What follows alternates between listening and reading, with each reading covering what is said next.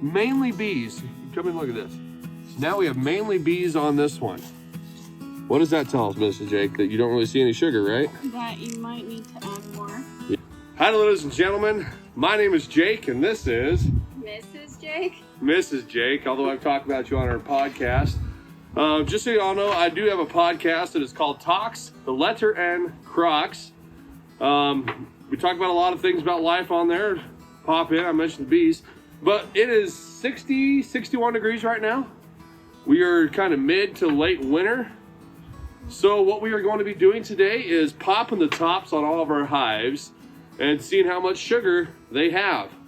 The reason we're going to be doing this is because if they are low on sugar, we're going to put sugar back in. You want to explain why? So if they've eaten through a lot of their stores, there is another cold spell coming before spring really sets in, and we want to make sure that that next cold snap doesn't kill them off, because that's kind of what we figure happened last year. Well, besides the fact that we didn't insulate any of them last year. Very true. So we are not actually going to be doing a deep dive into our hives. We are going to be doing sugar in the tops, and we're going to show you kind of how that's done, what that looks like, and we're going to go through, pop them all off, do them real fast, see who all is alive. Mrs. Jake is already looking, and we only see no activity on what, one hive? That one, yeah. That one right there? Yeah. Yep, that one's got activity. They've all got activity.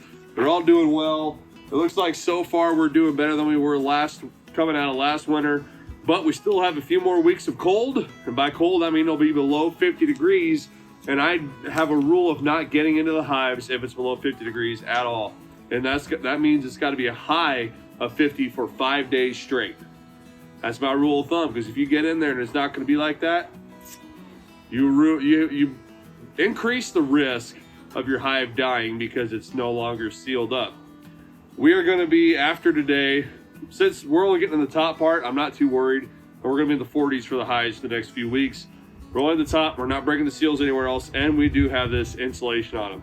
We do have the smoker because we haven't been in them a while. They're probably going to be a little pissy. It's just how it is. Yeah. So let's get started. Which hive do we want to do first? Rock hive?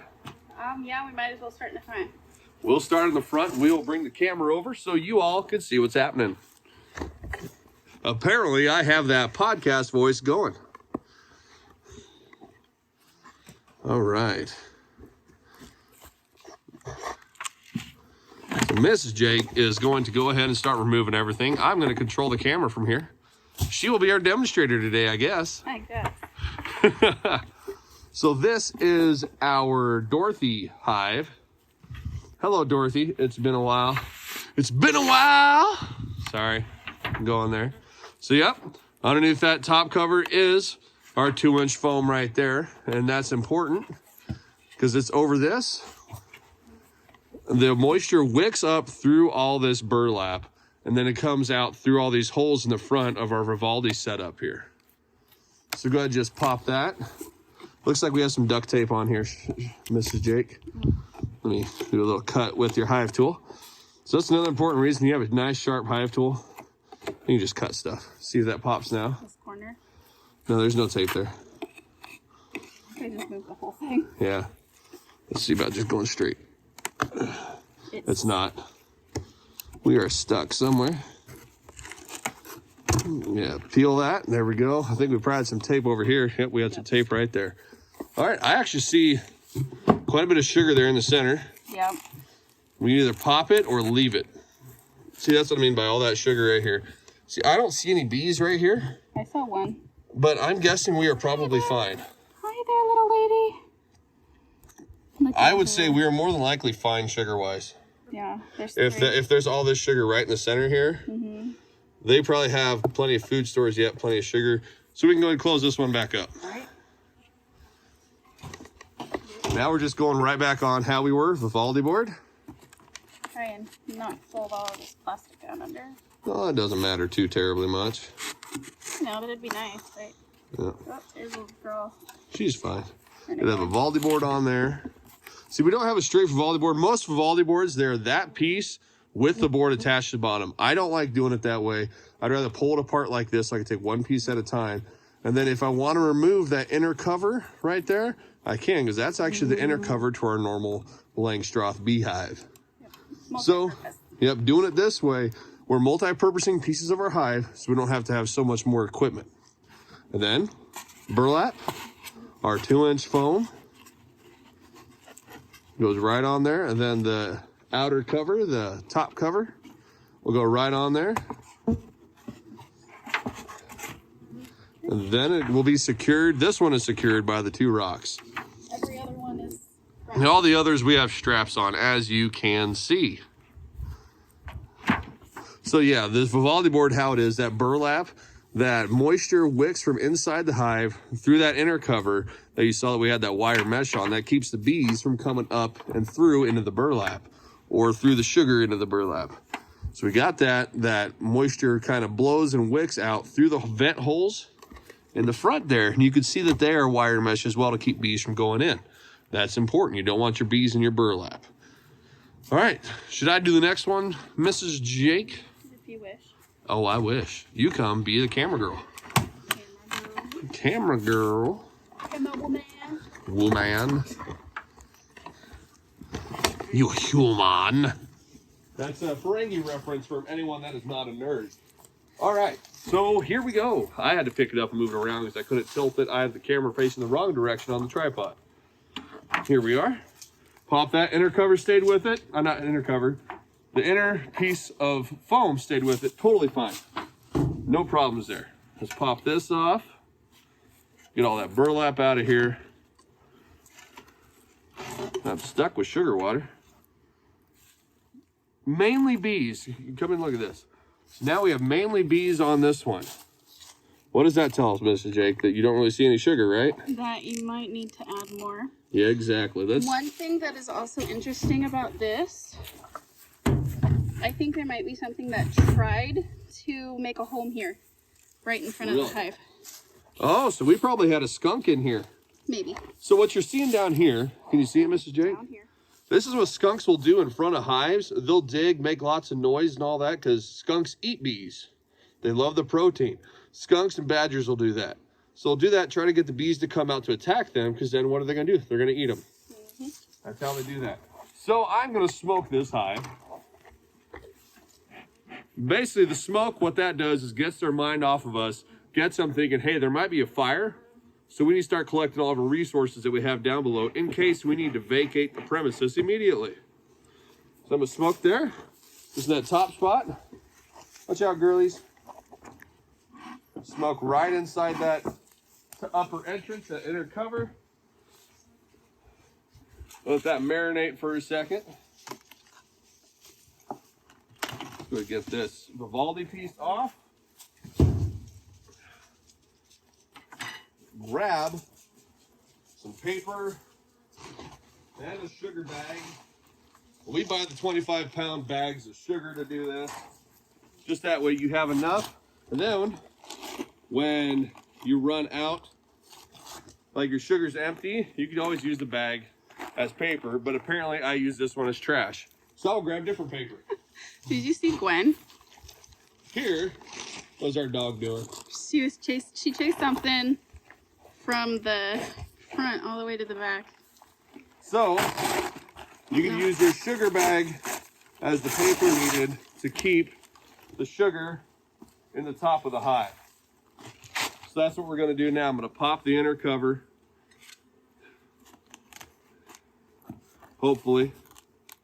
Might have to come from the front here. Get right in here. Ooh, they sealed that pretty good. That's what they do. And that's why you don't open the rest of the hive up unless it's going to be nice and super warm.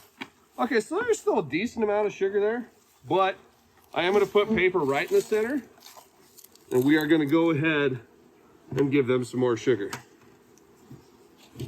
Real simple. Just take your pieces. They will remove the paper as needed. So you can see there's still a lot of paper here. Yeah. So what we'll do is we'll just turn it like this, set a piece right here, and I'm just going to pour some sugar in the top. Not too terribly much because we are at the very beginning of March. Yep. So it should be warming up enough here in the next month where they won't need this anymore and we'll come in and remove it. And this just gives them enough to hopefully last the last cold spell. Just like that. Kind of fill it in. They've got a whole lot right here left that they're feeding on. You can see this girl's actively feeding right there. And then that is how we are going to do all of these hives. And we'll just close them up and do that with all these. If we see sugar in the center, we know we should be good. Especially if there's not a lot of bees there. Like you saw in this one, there was a lot of bees in the center. So you know, hey, we might need to check on our food source. All right, let's get this closed back up so they're not so mad. I'm gonna make them more mad when I knock them off the inner cover here.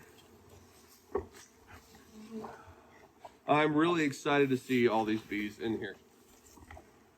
There are a couple that have little to no activity.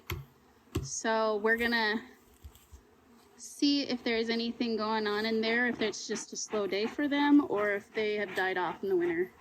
And here's the deal. If they passed away over winter time, it's sad, yes, but we could use those hives to split current hives in, and that gives us those good, strong genetics that survive winter to keep building off of. All right, let's get this back on, and we'll be back after we're done through all the hives. All right, so we just got done going through all the hives, and we only added sugar to 3 hives. Yep. And it was mainly based upon the fact that those 3 hives, 2 of them, where you could see that they were out of sugar in a big portion of it. It's like, okay, let's add a little bit of sugar there to those. But then this one over here, hopefully you can see all the population right there. It was just loaded with population. And that is a Scrat's mutt colony. I say it's a mutt because we had Italians, Carniolans, and a Nebraskan mutt, which if I remember right, there was some Russian in with those too. So this is a mutt, a split.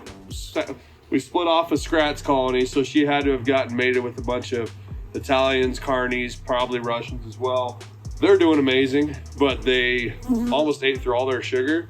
There was barely any left in there, so I had to fill that up like it was brand new, putting sugar in again. So 3 of them got sugar. And you want to tell the bad news? We do have 1 dead off. So it's this one over here. There was a scout in there, but everything else was dead out. And so we're just gonna let it be a resource colony for now. If they need more sugar or whatever, then they can go in and get it. But we're going to use that one as a split hive. Yep. Whenever we do splits later in the spring. Yep. So we'll get split into that one.